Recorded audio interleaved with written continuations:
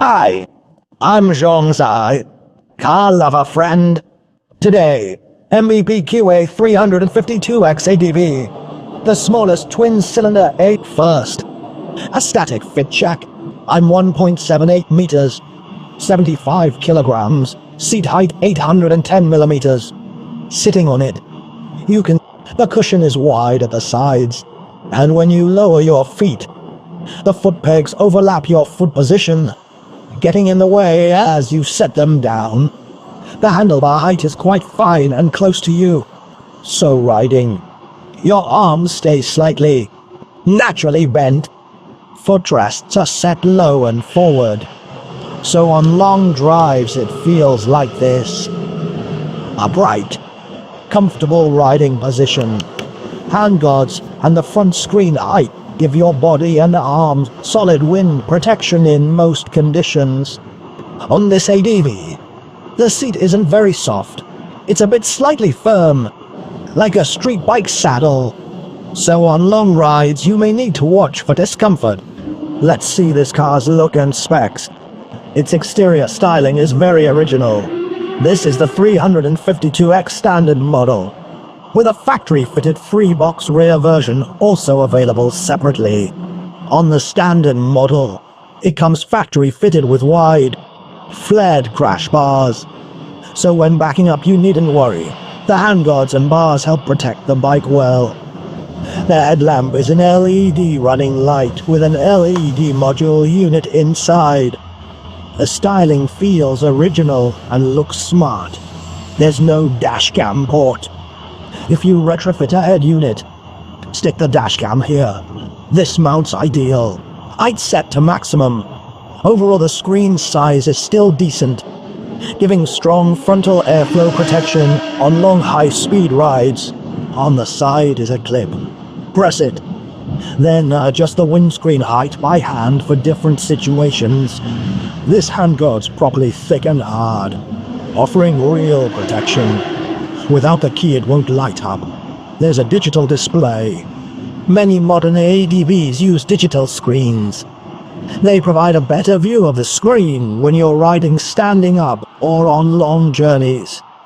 Only a 350cc bike, but from this angle it seems wide, big, and muscular. Fuel tank bulges enhance that muscle. The indicator sits inside the crash bar, so after a tip over the side panel, and light on this side won't take damage, because the bar holds the bike up. This ADV's frame is impressively beefy for its class. This whole chunk here is frame too. And here, where your legs meet the frame, there's a soft rubber cushion to prevent your knees from hitting it directly. Footbags have rubber inserts to damp road vibrations. Remove them for off-road use, revealing serrated, non-slip teeth for traction. Then, as a hardcore ADV, you can do crossing. Below are cutouts for free panniers. Remove blanks and fit them easily later. Side rails included. You can add a back top box. Max 5 kilograms. Rear lights are more traditional, conservative, not much else to note. Behind the exhaust is a protective guard, mainly stopping weeds, mud and debris being dragged in when you're pushing through very deep woods off-road rides.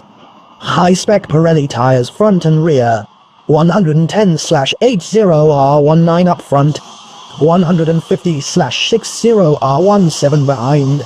Spoked rims look tough. These are turtleback pattern tires, giving better traction on tricky surfaces like gravel tracks or mud when you're off-road. Front, opposed 4-piston caliper, single disc, standard ABS. Rear, the shock is a silver inverted fork, non-adjustable, yet its silver finish looks neat on the bike. This 349cc inline twin engine makes 30.5 kW at 10,500 RPM and 31.5 Nm at 8,500 RPM. So overall, it's still tuned as a sporty, high-revving engine. It also has a metal engine bash plate underneath, a must-have on tough ADV bikes. So this sits between 450 and 250. With a 250, a single cylinder feels weak and rough. Buy a 450, and the price easily jumps 10 grand. So this bike suits budget-limited riders who still want a twin-cylinder ADV bike now. With a £21 23k budget, you can buy a reputable ADV with styling, kit, and build.